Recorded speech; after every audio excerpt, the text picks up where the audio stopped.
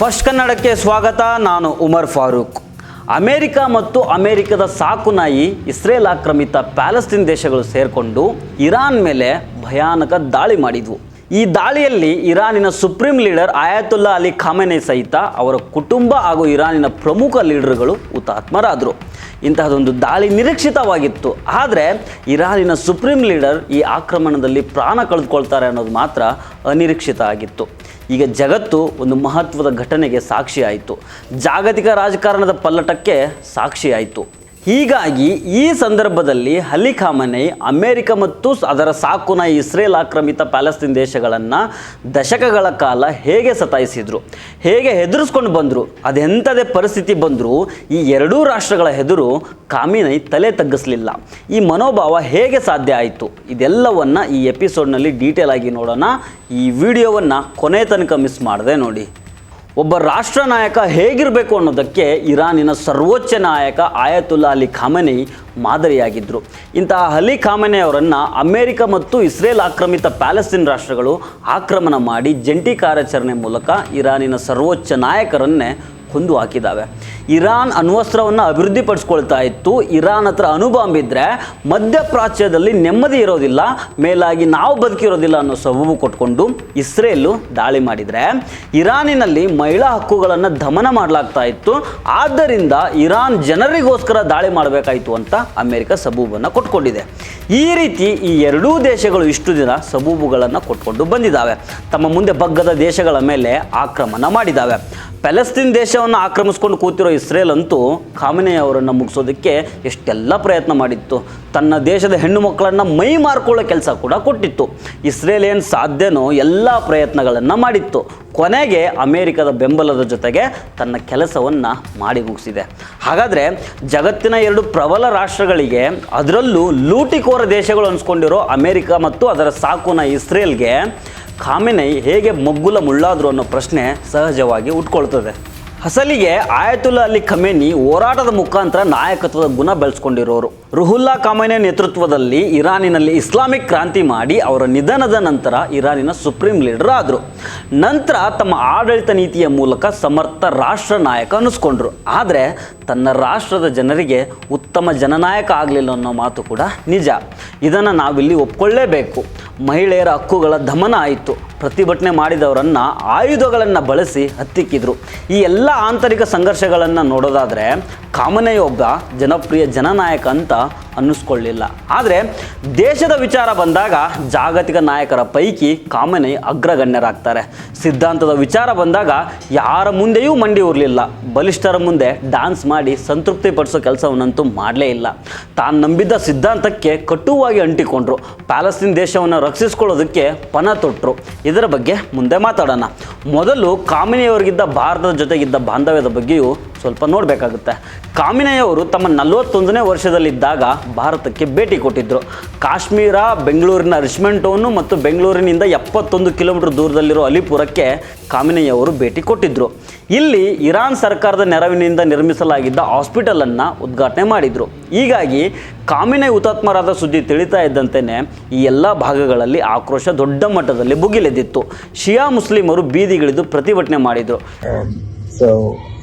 With a very heavy heart, I am talking to you about a very big personality from the Muslim world. It is a spiritual personality, Aga Khamenei, who had united the entire Muslim world. The Shias, the Sunnis, he brought them together. It is a very sad news we have received day before of his assassination by the terrorist nations like the US, the Israel and the Saudi Arabia, UAE together has played a very big role. Saudi Arabia and UAE has also played a very big role in his assassination.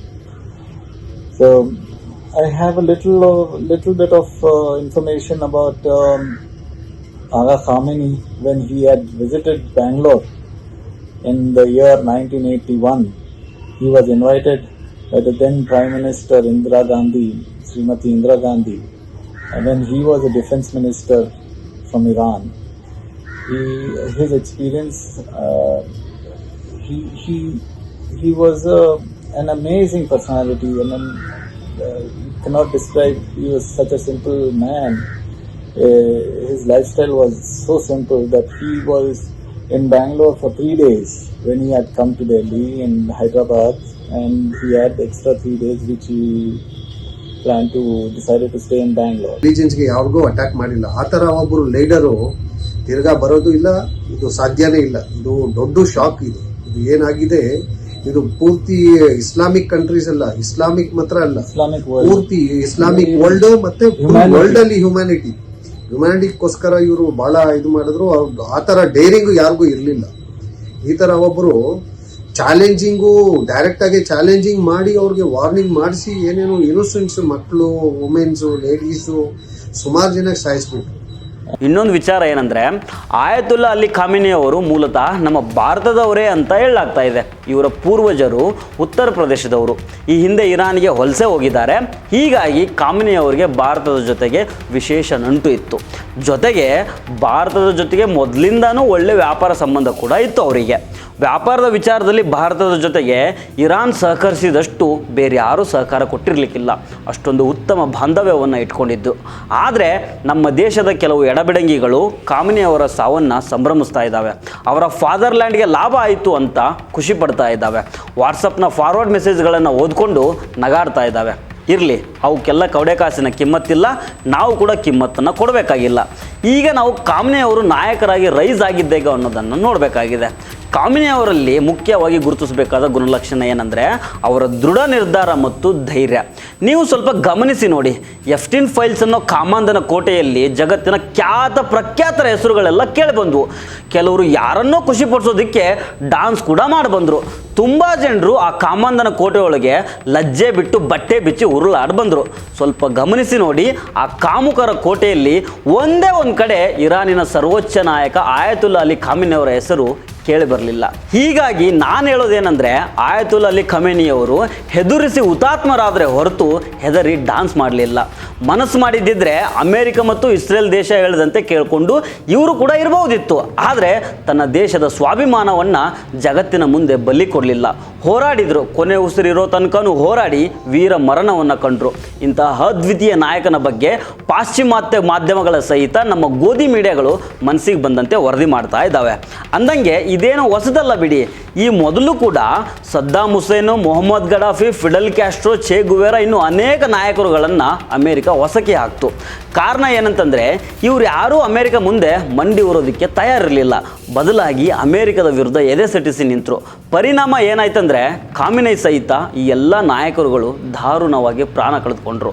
ಹಾಗೆ ಖಾಮಿನಿ ಬಗ್ಗೆ ಮಾತ್ರವಲ್ಲ, ಈ ಮೊದಲಿನ America ವಿರೋಧಿ ಎಲ್ಲ ನಾಯಕರುಗಳ ಬಗ್ಗೆಯೂ ಪಾಶ್ಚಿಮಾತ್ಯ ಮಾಧ್ಯಮಗಳು ಬೇಕಾಬಿಟ್ಟು ವರದಿ ಮಾಡಿದ್ವು.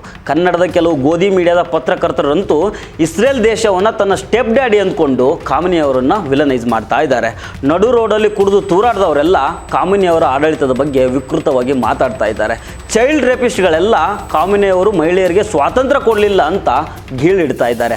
ಯಾರೇನೇ ಹೇಳಿ, ನನ್ನ ಪ್ರಕಾರ ಆಯತುಲ್ಲಾ ಅಲಿ ಖಾಮಿನಿ ಅವರಂತೂ ಒಬ್ಬ ಅತ್ಯುತ್ತಮ ರಾಷ್ಟ್ರ ನಾಯಕ. ಯಾಕಂದರೆ ಅವರು ತಮ್ಮ ರಾಷ್ಟ್ರದ ಸಲುವಾಗಿ ಕೊನೆ ಕ್ಷಣದ ತನಕ ಹೋರಾಡಿ ಮರಣ ಹೊಂದಿದರೆ ಹೊರತು ದುಶ್ಮನ್ಗಳನ್ನು ಖುಷಿಪಡಿಸೋದಕ್ಕೋಸ್ಕರ ಡಾನ್ಸ್ ಮಾಡಿ ಬರಲಿಲ್ಲ. ಇದು ಖಾಮಿನಿ ಅವರ ನಾಯಕತ್ವದಲ್ಲಿ ಗುರುತಿಸಬಹುದಾದಂಥ ಪ್ರಮುಖ ಗುಣ. ಸೊ ಫ್ರೆಂಡ್ಸ್, ಇದು ಇವತ್ತಿನ ಸ್ಪೆಷಲ್ ಸ್ಟೋರಿ. ಮತ್ತೆ ಭೇಟಿ ಆಗ್ತಿರೋಣ. ನಮಸ್ಕಾರ.